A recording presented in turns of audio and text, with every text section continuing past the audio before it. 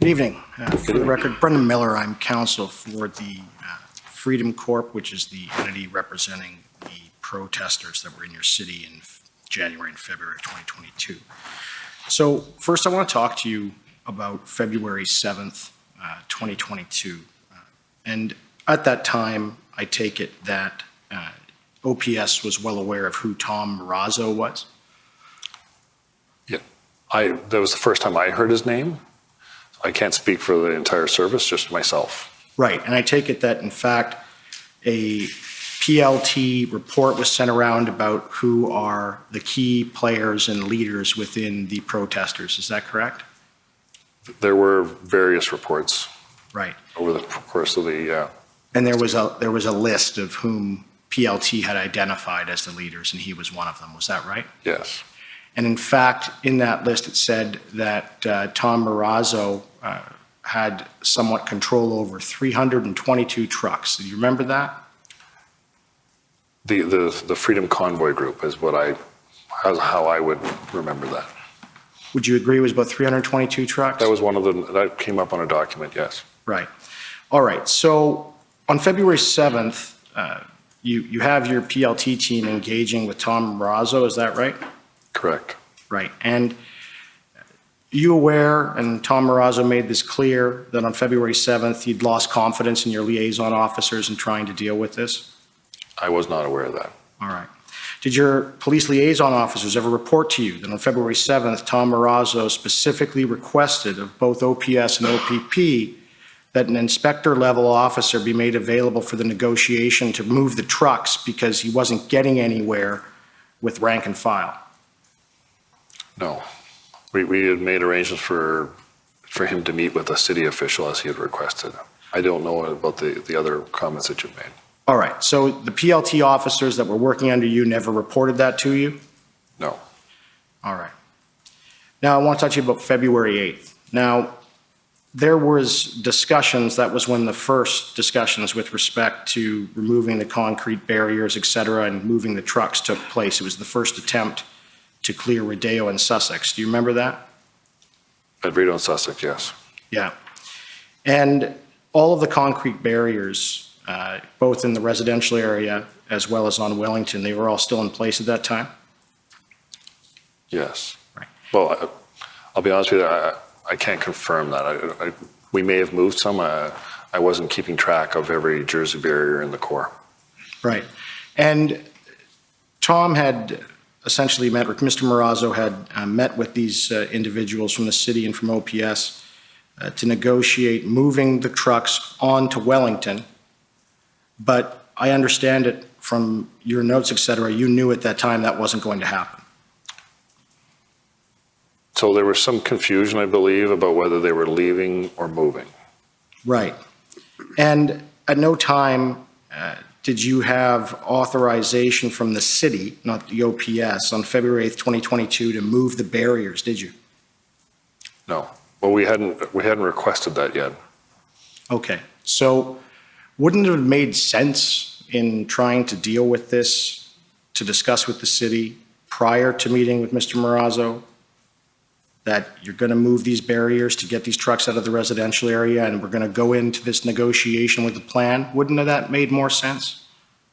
Well, if we had reached some sort of agreement, we had city crews available to us 24/7. That wasn't difficult to move a barrier. Right. So, and you're aware that Wellington is well within the city of Ottawa's jurisdiction. It doesn't belong to Parliament. Correct. Right. So at any time on February 8th, 2022, there was nothing stopping OPS in the city from moving the barriers, letting the trucks leave the residential area, and letting them go into Wellington, was there? You're referring to Rideau and Sussex, which Correct. That's not necessarily a residential area. That's a commercial area there. Right. So you agree that there was nothing stopping you or the city or OPS from allowing that to happen on February 8th, 2022? It could have been done, but we didn't reach an agreement, and the group there didn't want to move. I understand that may be the evidence. Where did you didn't ever hear from anyone from that group? You didn't speak to them, and they didn't say to you that they didn't want to move, did they? I had dealings up at that street. I'd been up to Rideau and Sussex during the course of the events. Right, and did they just go and tell you, someone approached you, you're saying, and said, no, we're not moving? They made it clear on a number of occasions they weren't too happy. But you knew from your PLT work that Tom Marazzo had apparent control of 322 trucks, and that was on February 7th. That's in your own document. Correct. And so if you move the barriers and the deal went through, as discussed on February 8th, right, it could have been done. I think there were some issues about whether they were leaving or moving, and I had spoke to Superintendent Patterson earlier, and we didn't have approval to do that. Approval? To move west. Okay, and whose approval did you need? The event commander, Superintendent Patterson. Superintendent Patterson. So you're saying that Superintendent Patterson didn't permit the February 8th, 2022 deal?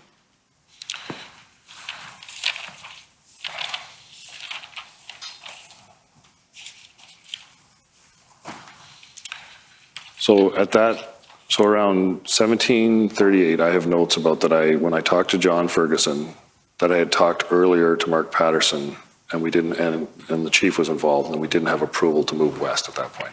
Okay, and you said you didn't have approval. Yes. Whose approval, again, was it Patterson? The event commander. The event commander. So you're saying that Patterson's approval was required in order to move the barriers?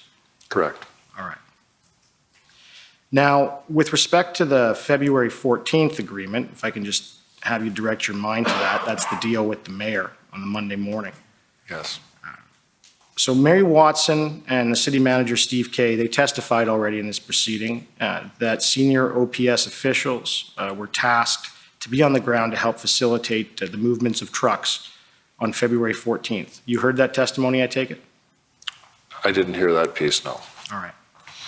Can you agree that you are the OPS official that the mayor and the city manager were referring to? Is referring to me coming to the meeting on the 13th at City Hall? Yes, that would be me on the 13th. I wasn't on the ground on the 14th. Right. And you weren't on the ground and you weren't attempting to carry out the move that was agreed to? We were attempting. We moved 30 to 40 trucks up onto Wellington. Right, and then it stopped? It stopped for a number of reasons. Right. Okay. At any time during the February 14th move, did Tom Marazzo or any of the leaders you had identified in your PLT report from February 7th say to you, we're going to renege? They didn't, did they? No, they couldn't seem to finish the deal in the sense that there were groups that they couldn't get to move. There were groups that weren't on board. So which groups? There was a group on Bank Street. Okay, but again, you were dealing with Tom Marazzo. Correct. Bank Street wasn't in those 322 trucks, was it? See, that was something we didn't have. It wasn't clear who belonged to what groups, right? People Right. didn't wear team jerseys explaining who belonged to which team, so to speak, out there. But they were trying to do it, and we've already seen evidence of this, and the barriers weren't being moved, so they could. So we when they allowed got cut trucks. off- Pardon me, We sir? allowed trucks to move that agreed to move. We moved those trucks. Okay, so you're saying that the trucks that agreed to move and go on to Wellington, you pulled up the barriers and allowed each and every one of them out of where they were and onto Wellington, and that you didn't stop anyone? No, we didn't stop anyone on the Monday, no. Okay, thank you.